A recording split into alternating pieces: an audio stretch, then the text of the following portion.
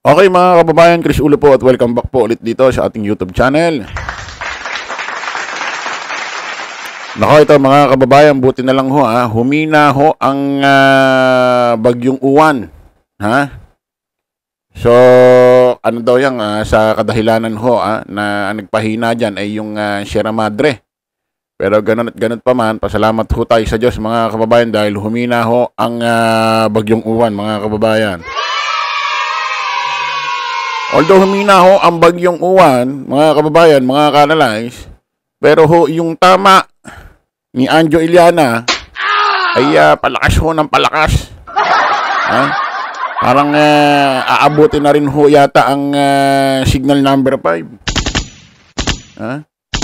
Oh, ito mga kababayan, after ho banata ni Anjo Iliana si Tito Sen, Itbulaga, Bossing Bake. Oh, sino pa? Si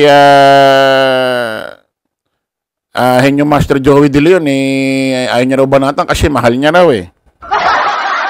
so sobrang pagmamahal niya ibinigay na painting sa kanya sa araw mismo ng birthday ni Henyo Master Joey De Leon. Isipin niyo, birthday mismo ni Henyo Master Joey De Leon. Dapat siyang nireregaluhan. Ang niregaluhan niya si Anjo Iliana kahit hindi naman niya birthday. Sa sobrang pagmamahal ho ni Anjo Iliana, ganito pala siya magmahal, ang sakit-sakit.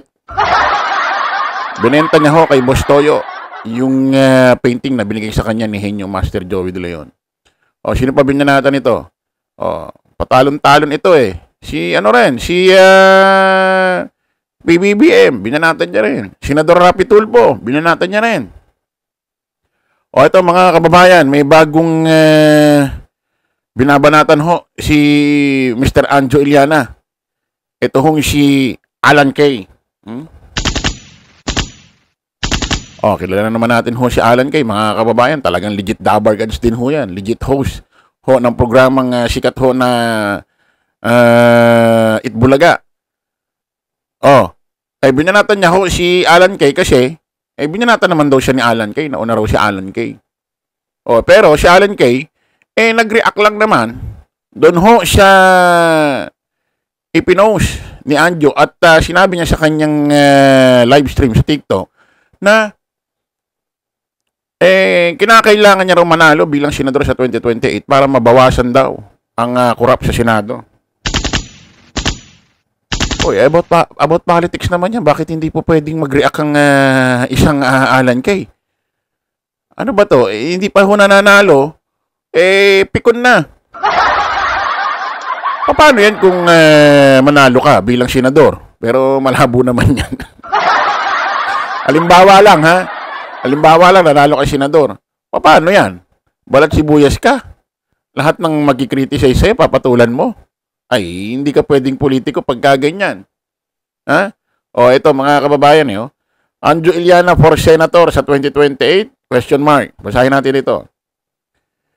Nagpahayag ang komedyante at dating konsihal na si Anjo Iliana sa kanyang pagnanais na tumakbo bilang senador sa 2028.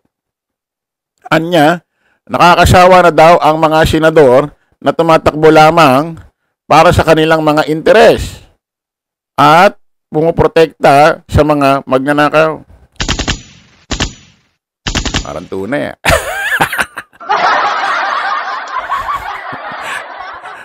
Artista ka nga. Patuloy. Sakaling tumakbo, kakandidato umano si Iliana sa ilalim ng partido ng mga Duterte. Buong puso rin umano niyang susuportahan si Vice President Sara Duterte bilang Pangulo. Nangako din siyang hindi siya magnanakaw at magiging tapat sa bayan sakaling maupo sa Senado. Kwento mo sa pagong. Tugon naman sa kanya na dati niyang kapwa-host sa Itbulaga na si Alan Kay, wag na siyang tumakbo at wag nang dumagdag sa sakit ng ulo ng mga Pilipino. Nauna nang nagbigay ng negatibong komento si Iliana sa kanyang dating kasamahan sa Itbulaga na si Senate President Tito Soto. Subalit binawi rin niya ang kanyang paratang kalaunan. Ayan mga kababayan Oh. Sabi ni Anjo Iliana rito, katabi niya pa si Jingay. Si Jinggoy, sorry po. Kapag nanalo akong senador, mababawasan ng isang magnanakaw. Ayan. Sabi naman sa kanya ni Alan Kay, Anjo, wag ka nang dumagdag sa sakit ng ulo ng mga Pilipino. O bilang netizen, bilang botante, bilang taxpayer, si Alan Kay, karapatan naman ni Alan Kay magkomento. Anjo Iliana. Hindi dahil sa magkasama kayo dati, dahil papasukin mo ang politika hindi ka man lang pwede mo i-criticize. Ngayon mga kababayan, si Anjo Iliana, rumesbak ho kay Alan Kay. At nako, hindi lang ho ito basta resbak kay Alan Kay. Yung ginawang komento ho ni Alan Kay Anjo Iliana, masasabi ho nating swak. Swak dun sa issue. No? Hindi paninira yun Kumbaga, opinion ni Alan Kay. Kumbaga, napapanahon ho yung kanyang opinion. Ang iniresbak ba naman ni Anjo Iliana kay Alan Kay? Hindi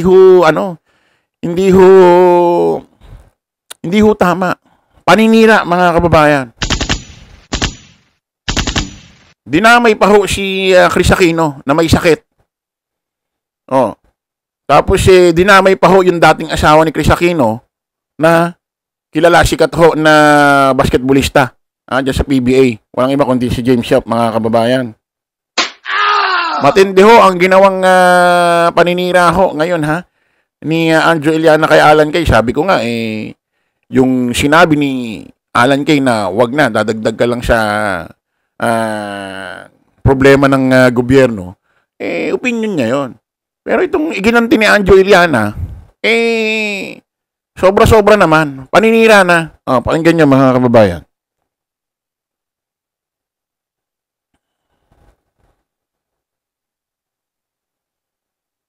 Yes, good afternoon at kumusta kayong mga binabagyo? Palakas ang ulan, kaya dyan lang kayo sa bahay, nood-nood. Kaya meron na ako nakita na may reaction yata si Alan Kay dahil dun sa mga supporters natin na pinapatakbo ko ng senador. Ang tawag na nga sa akin ngayon Kuya Sen. Bakit kaya ako tinawag na Kuya Sen?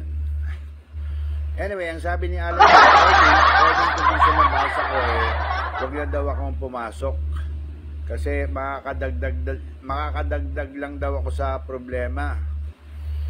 Siyempre, opinion niya yun. Ngayon natapos na siya magbigay ng opinion, pwede na akong magkwento ngayon. Ganun kasi ako Siraan mo ko, kwentuhan kita. Yan. Paano naging paninira ang isang opinion? Opinion ho ni Alan Kay yun sa sinabi mo bilang politiko. Napapasukan mo. Ang ginanti ba naman, resback ba naman ni Anjo Iliana, kachismisan. Malaking paninira ho to, mga kababayan, pakinggan ninyo. Pag napanood ho ito ni Chris Aquino, pag napakinggan ho ito ni Chris Aquino, siyempre may sakit ho si Chris Aquino, baka makadagdag, stress sa kanya. Pati ho doon sa anak ho ni James Yap. Kay Chris Aquino. Baka pag napanood niya ito, makasama ho doon sa bata. Grabe talaga ito si Anjo, Pakinggan natin. Unang-una, si Alan Kay, masama loob ko dyan dahil binentahan ako niyan ng Lincoln Navigator na napakamahal. Parang nasa 2 ewan ko i-correct niyo kung mali ako, parang 2.6 million na Navigator. 2.6 million? Kaya mo bumili? Navigator? Parang hindi ako niniwala. 2.6 million Navigator ho na sasakyan. Malamang second hand yan. Wala hong ganyang Navigator na sasakyan na 2.6. Mahal ho ang brand nyo yan pakinggan natin. Lincoln Navigator, SUV. Hindi ko alam, yung binenta sa akin, sira pala. Yung alalay niya, nung pagkatapos ibenta, sabi sa akin, naku, dapat di mo na binili yan, sirain yan. So in other words, bukod sa nabili ko ng 2.4 million, pinaayos ko yung ano kasi yun air suspension, gumastos ako ng 900,000, tapos nabenta ko na lang siguro mga 1 million kay R33, yung kaibigan ni ano. So masama loob ko, sabi ko masamang ugaling baklita pala to. Simula nun hindi na ako masyado nagdidikit dyan. Tapos nung araw, ang yabang yan dati, lahat daw ng bus. Doon muna tayo sa navigator na sasakyan, mga kababayan. Ano ma-expect mo sa ganung sasakyan? Na navigator na, ano ba yun, 2.6 daw ba niya nabili? Malamang ho, second hand, baka naman may diferensya talaga yon nung nabili niya at plano niya ipaayos at gawin niyang buy and sell. Tingnan natin mga kababayan kung may katotohanan itong sinasabi niya. Pero sa mukha pa lang ni Anjo, parang kasi sinungaling na eh. Wala na akong katiwa-tiwala rito mga kababayan eh. Pakinggan natin ulit. Tingnan natin kung magsasalita ho si Alan Kay about dito sa misaki na ito. Tuloy natin. Basketball player na amateur, binubuking niya. Ang sabi ko, paano mo na bubuking yan? Binibigyan lang daw ng rubber shoes, tapos inuuwi na. Pinagmamalaki niya dati yung dalawang magkapatid na taga San Beda. Lagi naman niya niyayabang. May nagtanong, ewan kung si Joey De Leon ang nandun doon. Tinanong, si James Yap. Tumatawa-tawa siya, tapos umamin siya na dinala niya daw si James Yap sa bahay niya doon sa Tandang Sora at binigyan lang ng magandang rubber shoes na booking na niya. Ayan. James Yap, galing kay Alan Kay yan, na booking ka na daw ni Alan Kay. Sa kanya mo tanungin, siya yung nagkikwento eh. Hindi ko alam, baka nagyayabang lang yon. Pero pag mga ganon, dapat yun hindi na kinikwento, di ba?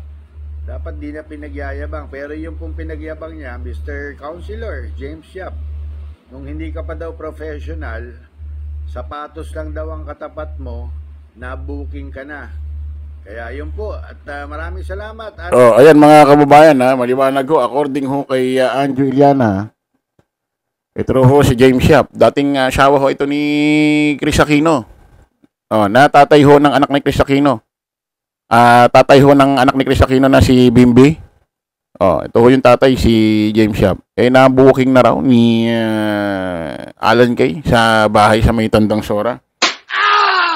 Dahil sa rubber shoes lang, parang kaloko. Dinamay pa ito si Joey De Leon. Dinamay pa ito si Henyo Master Joey De Leon.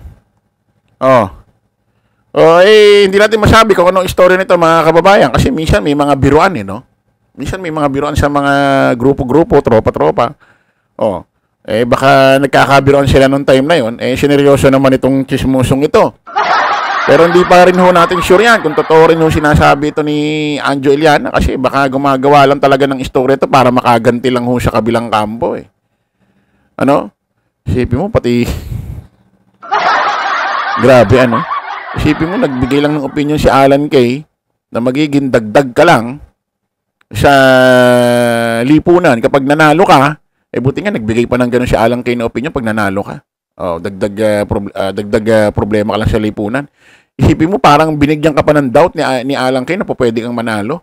Kung tutusin hindi naman dapat magbigay niya ng opinion si Mr. Alan Kay ng gano'n. Bakit? Hindi ka naman talaga mananalo.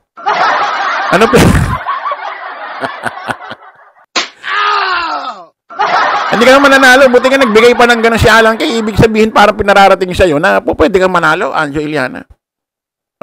Pero kung tutusin sa iba, hindi naman kailangan sabihin nyo. Bakit? Hindi ka naman mananalo. Ba't magiging dagdag problema ka? So, tignan natin yan, mga kababayan, kung may isasagot ho rito si Mr. Alan Kay. Nako, pati si Chris Aquino. James Yap, nako, makakasama ho kay Chris Aquino ito. Makakasama ho kay Chris Aquino ito, yung mga ganitong balita. Yung ganti mo kay Alan Kay, grabe, sobra Paninira. Hindi lang paninira sa kanya. Eh, kasiraan din ho ito ni Chris Aquino, kasiraan din ho ito ni Bimby, yung anak nila. Oh, kahiyan ho nila yan eh. Especially kay James siya po. Oh, mas matinding kahiyan niya, kasiraan niya ito. Grabe gumanti ito si Anjo, no? Ang daming dinamay. Kita-kita ulit tayo sa panibagong vlog. Bye-bye po.